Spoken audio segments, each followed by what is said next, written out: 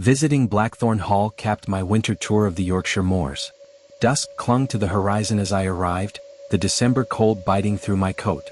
The manor's jagged silhouette, a mix of Norman towers and Gothic spires, loomed against a leaden sky. Perfect. Empty estates photograph best in solitude. Inside, the air smelled of damp tapestries and extinguished candles.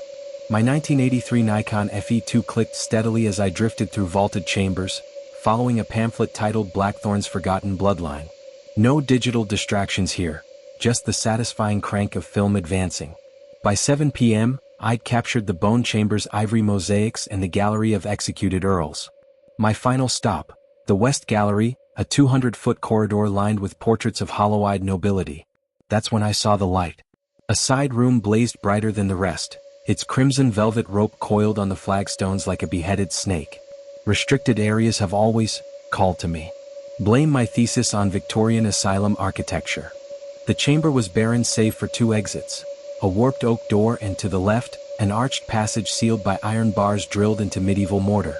Beyond them, a narrow corridor dropped into blackness. Not a staircase, a chute, its steps worn concave by centuries of something. Best step back, miss. I turned. A woman stood in the doorway, her name tag reading Agatha, 79. Her moth-eaten cardigan matched the staff's burgundy livery. The rope was down. My failing, she rasped. This wing's closed. The oculist dislikes company. The oculus? Her milky left eye twitched. Lad who lives below. Got more eyes than the devil's ledger. Lights stay on round the clock. Scorches him, see? She nudged a stain beneath the grate, rust brown, shaped like a splayed hand. Last historian who lingered, we found his spectacles in the wine cellar. No lenses. Snow hissed against stained glass. The lights died. Darkness absolute. Agatha's wheeze cut through the silence. Generators in the slap slap slap. Bare feet on stone. Ascending. Fast. A wet snuffling echoed, close enough to feel breath on my neck. I raised the Nikon. The flash erupted, freezing the scene. A thing pressed against the bars. Not a man. Never a man. 12 eyes, pupils vertical, goat-like, clustered around a lipless mouth. Arms unspooled from its torso. Segmented, jointed wrong, stretching 20 feet. Not fingers but talons grazed my throat before recoiling. The flash burned its flesh, the stench of charred meat flooding the room as it screeched, a sound like steam whistling through rotten teeth. Agatha chanted behind me, Lux contra tenebras, Lux contra tenebras. The footsteps returned. Slower. Deliberate. I seized her wrist, brittle as dried reeds, and lurched backward. The thing's breath reeked of gangrene and spoiled milk. My free hand found the doorframe just as the lights flared. Blackthorn Hall's chandeliers blazed to life. The creature's howl shattered every window in the long gallery. I glimpsed its true form, a tangle of eyes and knotted sinew, before it vanished, leaving sulphurous smoke curling from the grate. We didn't speak during the mile-long trek to the foyer. The night manager, a one-armed veteran named Silas, paled at Agatha's state. Third time this month, he muttered, guiding her into an office papered with yellowed incident reports. The film developed wrong. Kodak Gold 200 doesn't usually capture eyes that glow radioactive green. I keep the negative in a lead-line case now. Last night, I heard clicking behind the darkroom door, like a dozen eyelids blinking in unison. Blackthorn Hall closed for restoration the next day. The BBC cited faulty wiring. But I know, the dark doesn't stay hungry for long. In case you're enjoying these stories, don't forget to like, share, and subscribe to the channel. Your support means a lot and helps us continue bringing you more spine-chilling content. The next story will have you questioning everything. Let's get into it. The house was ancient, its walls groaning beneath the pulse of the music. My friend Mia had invited our group, just 15 of us, to toast her cousin Alex's recent purchase. It's practically cursed, she joked as we arrived in Willowbrook, the Gothic Revival manor jagged against the autumn sky. Its arched windows glared like hollow eyes under the full moon, and though I chuckled, my chest tightened. Inside, the party hummed with energy.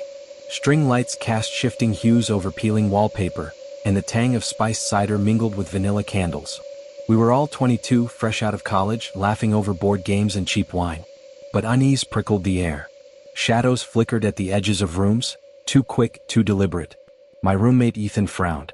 "Did someone just bolt upstairs?" he asked, nodding at the oak banistered staircase. Silence fell as we stared.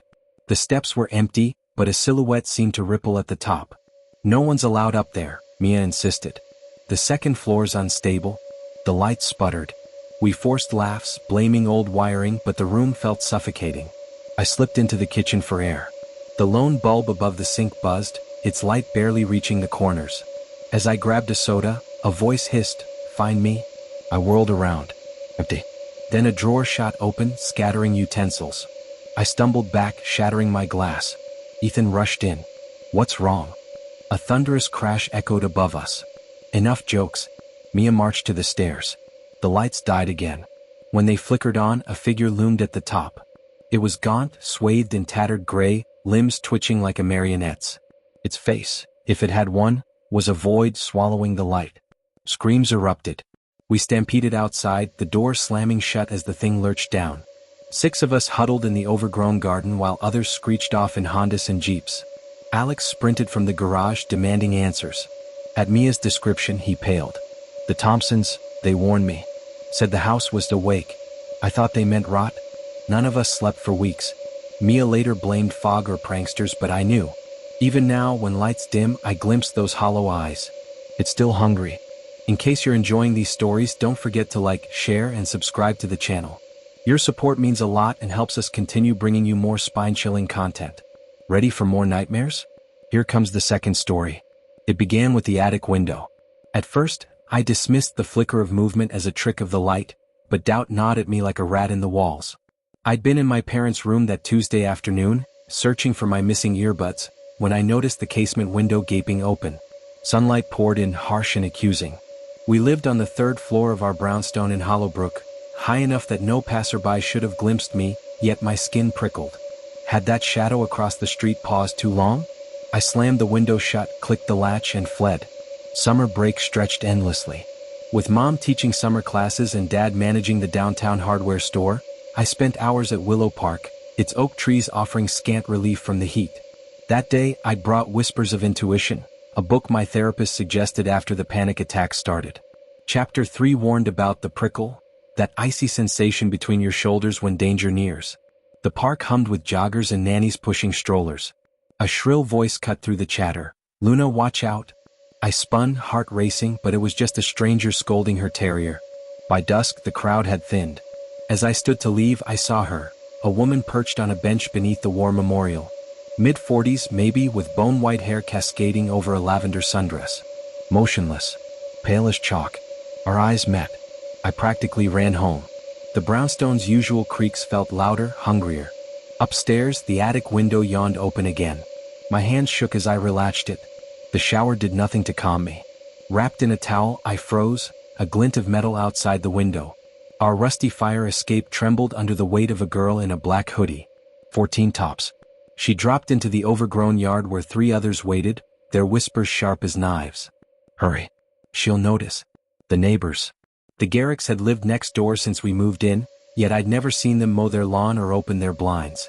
Their Victorian home sagged under ivy, its turret windows clouded with grime. Mom once joked they were vampires. Dad shushed her, but I'd seen him stiffen when Mr. Garrick handed back a misdelivered package, cold fingers brushing his palm, a smile that didn't reach his milky eyes. That night I staged my ambush. When the fire escape creaked at 11:57 p.m., I rose from my crouch beneath the windowsill. The girl Ivy flinched. Moonlight washed her features.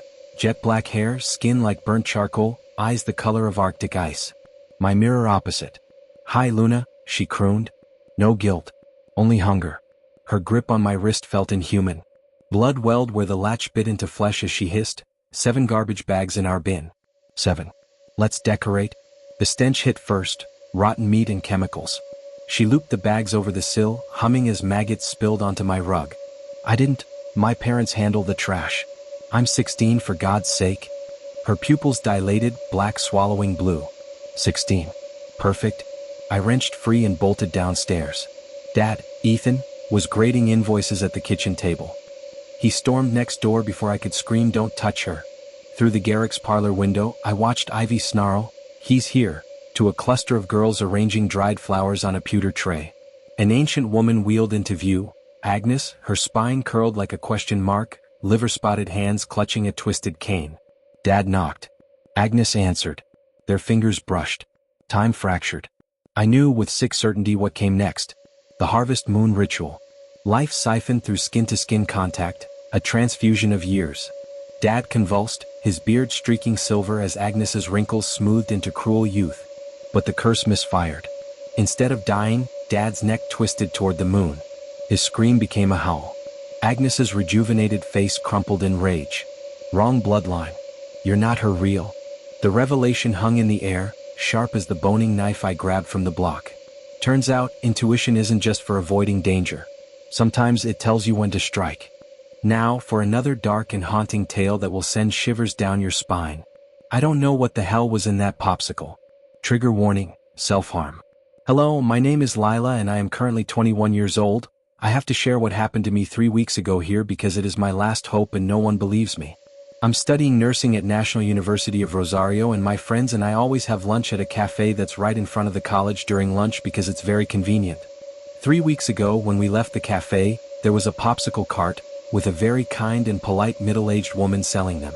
Something I should mention is that I live in Argentina, which makes it summer here, and my friends and I were very sweaty.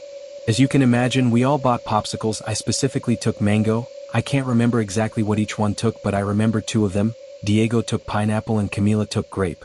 First I will tell you what happened to me since that day. For the first 4 days I had terrible headaches and dizziness. I was so confused and hadn't thought it was the popsicle's fault initially. After the 4th day, the dizziness got worse. I almost fainted a few times, and now it was pain all over my body, and I didn't feel like getting out of bed. But the worst thing happened this last week. I started having insomnia, sleep paralysis and hallucinations. I'm already so confused that I don't know what is real and what my mind created. In addition, I am going through a deep mourning. Diego died. His body was found near a pineapple farm. The police said that there is no sign or clue but that his body was too disfigured to be suicide, and some of them even had to go to therapy after seeing the body.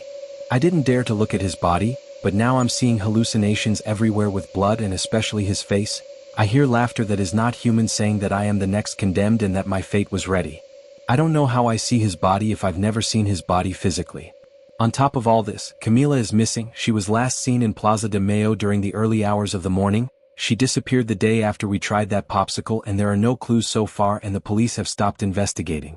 The only thing they found was a blade with her blood and her fingerprints on it. She was probably cutting herself but she had never done that before. I contacted my other 3 friends recently, Valentina, Mateo and Luciana, but they are isolating themselves just like I was. They barely respond to messages or leave the house. All I know is that Mateo is vomiting a lot and basically can't eat. Valentina is very paranoid and scared of everything including us, and Luciana has become very angry and mean out of nowhere and now wishes harm to me and others and refuses to speak. For me, the situation was already clear that there was something very bizarre about that popsicle. Even though it didn't have a strange taste or appearance, it was too much of a coincidence that everything had happened. I told my parents, the police, but none of them believed me, and the police said if there was a woman matching that description in town they would have her files, but there is no woman that sells ice cream with such appearance. I started looking around the city, also staying hours in front of the cafe to see if she showed up, but nothing happened so far. I had already thrown the paper packaging away, but since there is only one landfill in the city and it is San Martin landfill, I decided to go there because the packaging could have a number, a logo, something that I didn't notice before, but it would give me more information. I couldn't actually get in there with permission, so I broke into the place at 2 a.m. I searched for hours and the smell was unbearable, but after a long time I actually found it. The funny thing is that I was next to several boxes with rotten mangoes, but I was too nervous to pay much attention, so I picked up the package and left. When I got home, no one was there, so I went to my room to examine the packaging. The ingredients looked normal and there was nothing obvious that would incriminate them, but there was also a company logo of a sun with thorny vines. I took my cell phone and recorded the packaging to show as evidence to the police. So I decided to research the company on my phone, but somehow there was no information about it online. When I was about to give up, there was a blackout in the city in the middle of the night. I had locked all the doors, but I started hearing footsteps. I checked the video of the packaging I made, but for some reason the video was completely black and didn't show anything. I started recording the environment again and the same effect happened. I hid under the bed while I heard slow footsteps towards my room. Then a strong wind started. Even with the window closed, the package I was holding fell out of my hand, and then the blackout ended and I didn't hear any more footsteps. I searched the whole house several times. I drove around town looking in dumpsters and again at the San Martin landfill, but it was nowhere to be found. I decided to take a break at home, so I came back. The house was bizarre. dark as if the sun was not coming in and the lights were flickering. As soon as I took a step, I smelled rotten meat with fruit. I walked into my room and there was a pineapple and grape popsicle with blood stains on it, and it said, "Do not enter where you are not called." I froze in fear and ran outside. I ended up tripping on blood that wasn't even on the floor when I entered. I tried to look at the popsicles again, but they were gone too. When I looked forward, the blood in front of me wrote, "You're next." I'm running around the city begging for help as I write this, but everyone treats me like a crazy person. I don't know how much time I have left, but please, someone help me. Our next story takes us deeper into the darkness. Hold on tight. The night I met the skinwalker. I've never been one for posting my experiences online, but after what happened 2 weeks ago, I feel like I don't have a choice. I need to get this out of my head. Maybe someone will believe me. Maybe someone will know what I'm supposed to do next, because I can't stop thinking about it. It all started when I went back to my hometown in Arizona. I hadn't been there in 5 years, but my parents still lived in the same house I grew up in, and guilt had been gnawing at me for avoiding them. It was a small, quiet desert town surrounded by endless stretches of wilderness. The kind of place where stories linger longer than the people who tell them. One evening during dinner, my dad James mentioned the hiking trails we used to explore when I was a kid. He said they'd reopened recently and casually suggested I check them out. But stick to the main paths, he warned. A lot of strange stuff happens out there.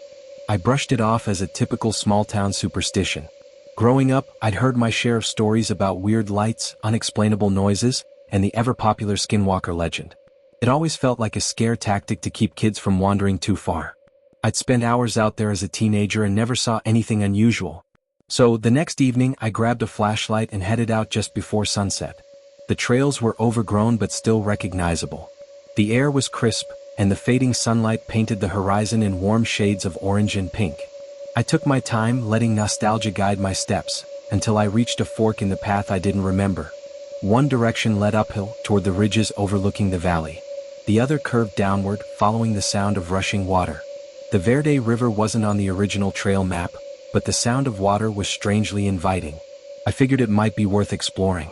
I turned my flashlight on, even though the fading twilight still offered some visibility, and started down the slope.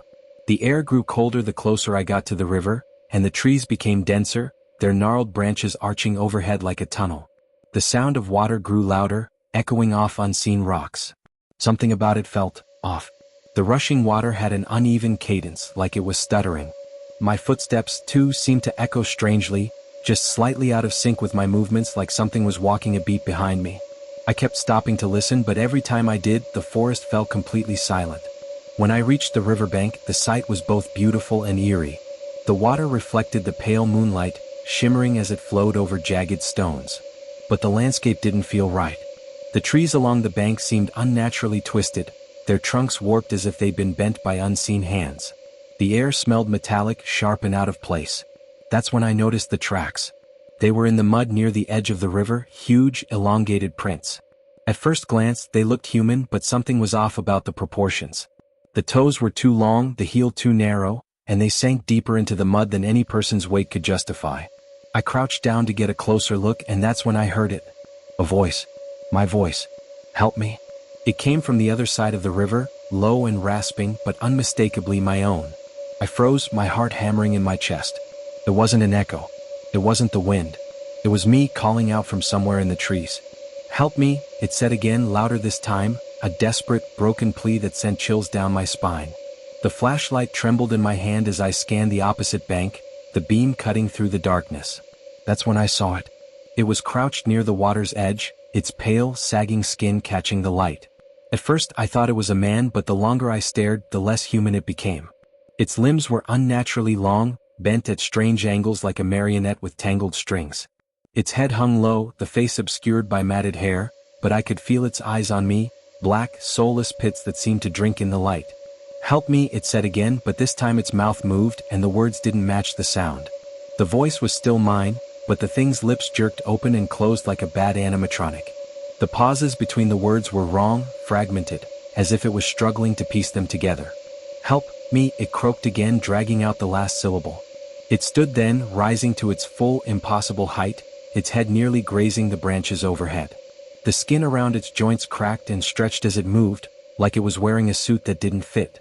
I stumbled backward, my foot catching on a root, and fell hard into the mud. The flashlight slipped from my grip, rolling a few feet away. In the chaos, I looked back across the river, but the thing was gone.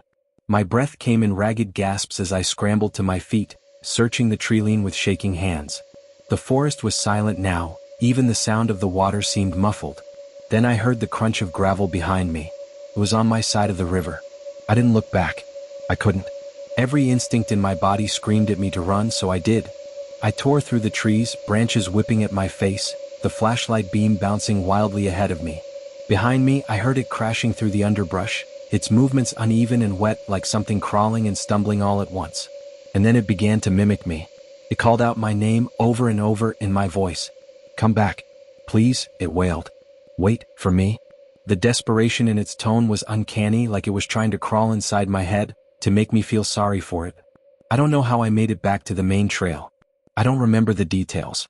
I just remember the relief of seeing my car in the distance and the sheer terror of hearing its footsteps growing louder. I dove into the driver's seat, locking the doors and starting the engine in one motion. As I peeled out of the parking lot, I caught a glimpse of it in the rearview mirror. It was standing in the middle of the trail, its head tilted at an unnatural angle, watching me. Its mouth hung open, that horrible grin stretched wide across its face. And then it waved. I don't know how I made it home that night. My hands were shaking so badly I almost crashed twice. I spent the night sitting in the corner of my bedroom with the lights on, clutching a baseball bat like it would make a difference. The worst part came the next morning. When I opened my front door, my flashlight was lying on the porch. It was clean. I'd seen it fall into the mud when I tripped, rolling down the slope toward the riverbank. There was no way it should have been here, clean, spotless, like it had never left my hand. I haven't gone back to the trail since, and I don't think I ever will. But sometimes, late at night, I hear something outside my window, a soft knock, followed by the sound of my own voice begging me to let it in. I didn't sleep much after that night. Even with the lights on, even with the bat clutched in my hands, I couldn't close my eyes without hearing that soft knock on the window or the distorted echoes of my own voice calling out to me. Every sound outside, branches brushing against the house, a coyote howling in the distance, set my nerves on edge. I started to question what was real and what was in my head. But I didn't dare look out the window. The knocking didn't come every night. Some nights were eerily quiet, which almost made it worse. At least with the knocks, I knew where it was, or thought I did. On the quiet nights, I could feel it watching me, its presence like an unseen weight pressing against the walls of the house. I kept every door locked, every curtain drawn, and the flashlight within arm's reach. It wasn't enough. 4 nights after my encounter, I woke up to something new, the sound of footsteps on the roof. Slow, deliberate footsteps, like someone, or something, was pacing back and forth. My bedroom is on the 2nd floor, so it was right above me. The ceiling seemed to creak with every step, each one sending a chill down my spine. I gripped the bat tighter, my breathing shallow, trying to convince myself it was just an animal. But deep down, I knew better. "Let me in." The words were muffled, coming from somewhere above. It was my voice again, but weaker this time, like it was strained or dying. The footsteps stopped directly above my bed. "Please? I'm cold." It spoke again, but this time it wasn't just my voice. There was something else beneath it, like a guttural growl trying to mimic human speech. I clamped my hands over my ears and squeezed my eyes shut, willing it to stop, willing it to go away. The pacing resumed, faster now, erratic like it was angry. And then it was gone. Morning brought no comfort. There were no signs of footprints on the roof, no damage, nothing to prove I wasn't losing my mind. But the smell, that metallic, coppery tang, still lingered faintly in the air. It was the same smell from the river, the same smell that clung to the skinwalker. It was real. And it wasn't leaving. I thought about telling someone, but what would I even say? No one would believe me, not without seeing it for themselves. Even then, would they? I debated leaving town, driving as far away as I could, but I had this gnawing feeling that it wouldn't matter. It had found me once. It would find me again. That afternoon, I decided to confront it. Not because I was brave, but because I was desperate. I needed to know if it was real, if it was still watching me, or if I was losing my grip on reality. I waited until dusk, when the shadows were long and the air carried that faint metallic edge. I left the house with my flashlight and bat and started walking toward the river. The town was quiet as I made my way out to the trails. Too quiet. No dogs barking, no cars passing by, not even the faint hum of insects. Just my own footsteps crunching against the gravel. By the time I reached the trailhead, the sun had dipped below the horizon, leaving me alone in the dark with only the beam of my flashlight to guide me. As I moved deeper into the woods, the air grew colder, heavier, like the forest was holding its breath. I could feel it watching me even before I saw it. My flashlight flickered as the sound of rushing water grew louder, and I knew I was close. But I wasn't prepared for what I saw when I reached the riverbank. It was standing in the middle of the water, partially submerged, its head tilted at that unnatural angle. The moonlight caught its pale, sagging skin, making it almost glow. Its eyes, black endless pits, locked onto me as soon as I stepped into view. "Why?" I managed to choke out. My voice sounded small, pathetic even to me. "What do you want?" It didn't move at first. It just stared, its expression unreadable. Then it smiled. That same horrible, too-wide grin that stretched its face like a rubber mask. "You," it said, its voice layered and distorted, shifting between my own and something inhuman. "You brought me here." I don't remember running. I don't remember much at all after that, just fragmented flashes of terror. The crashing sound of branches behind me. The flashlight flickering wildly as I sprinted down the trail. The growing realization that no matter how fast I ran, it was keeping pace, its footsteps uneven and wet, always just out of sight. When I finally broke out of the woods and into the edge of town, I felt like I'd crossed an invisible boundary. The air felt lighter, cleaner, and the oppressive sense of being watched lifted, if only slightly. I didn't stop running until I reached the first lit building I could find, Canyon Edge gas station on the outskirts of town. The clerk gave me a strange look as I stumbled inside, gasping for breath, covered in sweat and dirt. I tried to explain what had happened, but the words wouldn't come. All I could manage was, "Please, don't let it in." I stayed there for 3 hours, too scared to leave, too scared to tell the full story. The clerk humored me, locking the doors and keeping an eye on the windows, though he clearly thought I was crazy. At some point, I must have fallen asleep in one of the plastic chairs near the counter. When I woke up, the gas station was empty, the doors unlocked, the lights flickering. I was alone. And that metallic smell was back. The faint sound of footsteps echoed outside the door, slow and deliberate. I held my breath, praying it wouldn't come inside. And then the lights went out. If anyone has heard of something like this, please let me know. I don't know how to make it stop, and I'm running out of places to hide. Thank you for watching. If you enjoyed this video, don't forget to like, share, and subscribe to the channel. Your support helps us bring you more thrilling stories. And hit the bell icon to never miss an update.